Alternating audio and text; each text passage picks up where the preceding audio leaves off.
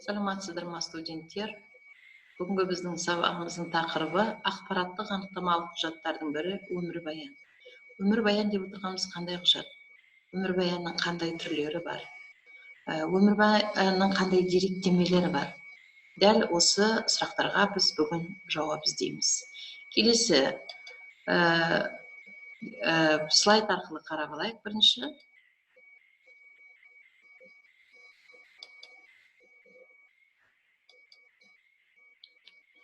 өмірбаян. Бұл жаңа айттым өздеріңізге, жеке адамның өмір жолы хронологиялық тәртіпте қысқаша жасалған ресми құжат. Әдетте оқуға түсу кезінде, жаңа қызметке орналасу кезінде жазылады. Өздеріңіз білесіздер, тіпті ең жеңілі бірінші классқа мектепке баратын болған кезде өмірбаян ата-анадан баланың өмірбаянын сұрайды. Оның ішінде не жазылады? Баланың өмірге келген күні, туған жылы, айы күні, туған жері, әке шешесі, отбасындағы бауырлары, неше ағайынды, одан қалды оның мекен жайы барлығы көрсетіледі. Сол сияқты бүгінгі біз сабақта, яғни осы мектепке болсын, жаңа айтып жатырмын, тапсырар кезде, мысалы сіздер студенттер, ертең сіздер осы колледжді бітіргеннен кейін жұмысқа орналасар алдында сіздерден міндетті түрде осы өмірбаян сұрайды.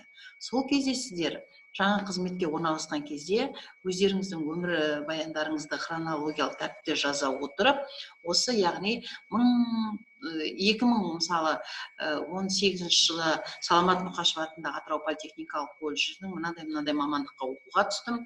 2022 жылы ол мамандықты осындай уақытта бітірдім. Біліктілігім мынадай деп өмірбаянда сіздер көрсетесіздер. Егер сіздер қызмет жасаған болсаңыздар, болмаса жұмыс тәжірибелерің болса, оны да өмірбаянда көрсетесіздер. Яғни бұл өмірбаян деректемелері.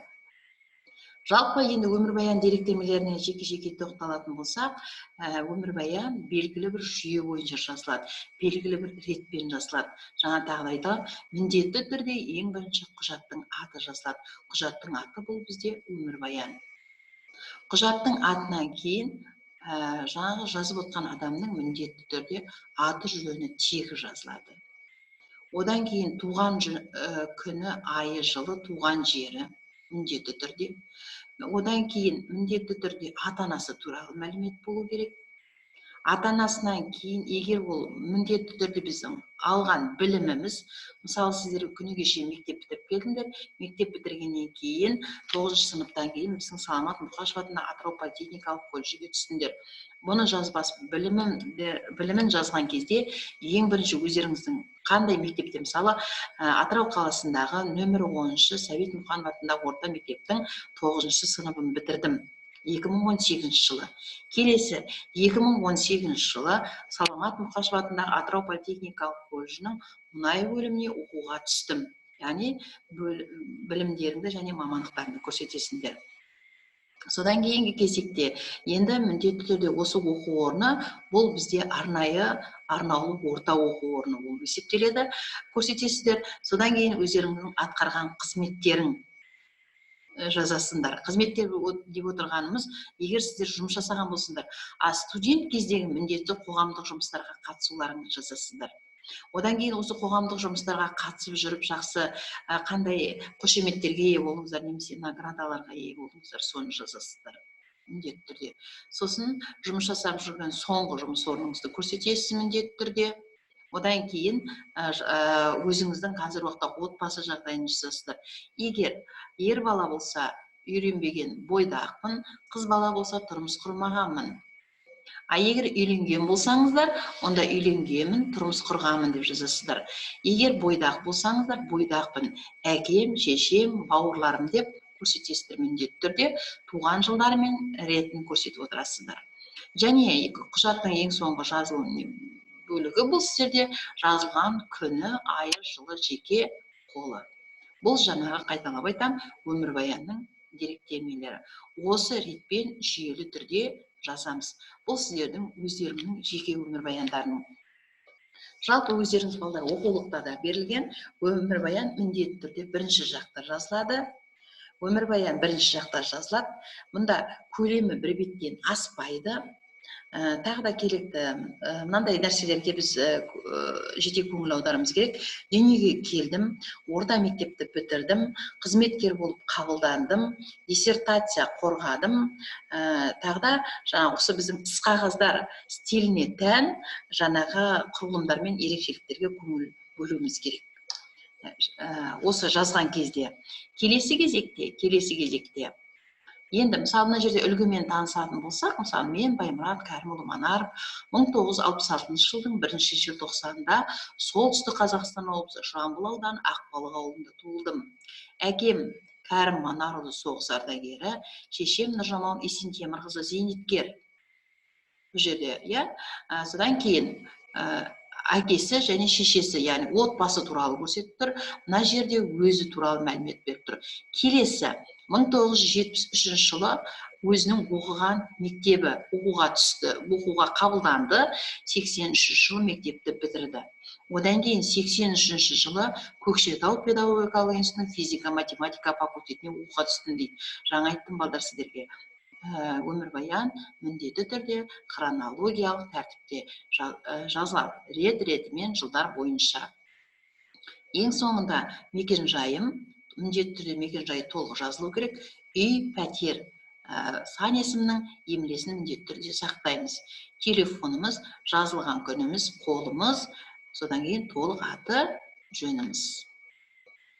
Келесі кезекте енді мен жаңа сіздерге айттым, біздер осы екінші практикалық жұмыс бұл сіздерге осы оқу орнының түлегі Саламат Мұқашевтың өмір жолының өмірбаянын жазасыздар деп. Яғни мына сіздерге слайд негізінде мына қарап отырып, 1900 мысалы Саламат Мұқашев деп жазасыздар. Өмірбаян Саламат Мұқашев. Саламат Мұқашев Көңілқошұлы 1927 жылы 20 қазанда Өреп қаласында дүниеге келген. Әкесі Көңілқош Мұқашұлы, шешесі Кәкіш Байбосынұлы. Ары қарай рет-ретіменен ол кісінің бірінші туған жылын жаздық. Одан кейін оқыған оқу орындарын жазасыңдар, қандай мекемелерде білім алғандығын, одан кейін қандай жерлерде қызмет атқарғандығын көрсетеміз. Содан кейін барып, ол кісінің марапаттары туралы жазамыз. Және қандай дәрежеге дейін көтерілгендігін міндетті түрде осы мәліметтерге сүйене отырып толтырамыз. Енді осы жерде тағы да бір айтатын нәрсе, практикалық жұмысты орындамас бұрын мына фильмді көріп алуларыңызды сұраймын. Көңіл бөлейік. Мемлекет және қоғам қайраткері атанған Саламат Мұқашев 1927 жылы 20 қазанда дүниеге келді. 1941 жылы Отан соғысы басталуы 14 жастағы жасөспірімнің өміріне өз әсерін тигізіп, орта мектептегі оқуын Тассурдағы нөмірі 16 мектебіне алмастырады. Оқуын тәмамдап, алғашқы еңбек жолын Мақат мұнай кемшілігінде мұнай ұңғыларын жерасты жөндейтін жұмысшы болып бастайды. Жас маман білікті маман болу үшін білімін жетілдіру керектігін ұғынып, 1944 Гурьев мұнай техникумына оқуға түседі. 1947 жылы техникумды тәмамдаған соң Мақат мұнай кемшілігінде мамандығы бойынша қызмет жасайды. Өзінің таңбалы таңдар кітабында емтихан алатын оқытушылардың бәрі қазақша білмейтін орыс не украиндықтар еді. Мен болсам 7 жыл ғана қазақша оқығанмын. Қазақ ауылында туып өскенмін. Орысшаны да білмейтін едім. Физика мен математиканы ыммен түсіндіріп, сынақтан мүдірмей өттім. Орыс тілінен мұғалім ежіктеп оқыған диктантты көп қателіктермен жазып шықтым. Солай бола тұра, мұғалімдердің көпшілігі соғыс алаңына көшірілген орталық қалалардың институт университеттерінде дәріс оқыған білімді, тәжірибелі адамдар болғандықтан оқу сапасына көңілдері туатындығын атап өтеді. Ал сол кездегі күнкөріс қарекетінің қиын болғанын еске алады. Сол қиындықпен күресе жүріп, білім алған Саламат Мұқашев соңғы жылдарға дейін Қазақстанның мұнай мекемелерін басқарған осы техникумның түлектері екендігін зор мақтанышпен жазады. Сөйтіп 1949 жылы Харьков қаласындағы бүкілодақтық кәсіподақтардың орталық кеңесі мектебіне оқуға аттанады. 1951-1961 жылдары Атырау қаласында мұнайшылар кәсіподағының республикалық комитетіне бөлімінде нұсқаушы, облыстық партия комитетінде өнеркәсіп транспорт бөлімінің нұсқаушысы, облыстық кәсіподақтар кеңесінің хатшысы, кейіннен төрағасы болып еңбек етеді. 1977 жылы кәсіподақтардың республикалық съезінде Қазақстан кәсіподақтар кеңесінің төрағасы болып сайланады, ал бүкілодақтық съез оны орталық кеңестің төралқасы мүшесі етіп сайлады. 1985 жылдың қазан айынан 1988 жылдың ақпан айына дейін, яғни зейнет демалысына шыққанша, Қазақ КСР жоғарғы кеңесінің төралқа төрағасы және қосымша КСР жоғарғы кеңесі төралқа төрағасының орынбасары болып істеген Саламат Мұқашев зейнет демалысына шыққасында республикалық табиғат қорғау қоғамы төрағасының міндеттерін қоғамдық жұмыс ретінде атқарады. Бүгінде еңбек ардагерінің мұнайшы қоғамдық қорының құрылуына және жұмыс жасауына үлкен үлес қосқанын құрметпен айтамыз. Төккен тер, еткен еңбек елеусіз қалмай, 4 мәрте еңбек қызыл ту орденімен, 2 рет құрмет белгісі орденімен, 5 медальмен, Қазақ ССР жоғарғы кеңесінің төралқасының құрмет мақтау қағазымен және Қазақстан Республикасының құрмет орденімен марапатталған. Мұражайда мемлекет және қоғам қайраткері Саламат Ендігі кезекте студенттер, ендігі кезекте сіздерге тапсырма. Осы жаңағы алған теориялық білімнің негізінде практикалық жұмысқа кірісеміз. Мына жерде алдарыңызда бірінші тапсырма беріліп отыр. Өмірбаянның үлгілеріне танысыңыздар. Тағы да одан кейін осы өмірбаянның жазылу үлгісімен танысқан кезде міндетті түрде қайталап айтамын. Өздерің оқыған мектептеріңнің атын толығымен жазамыз.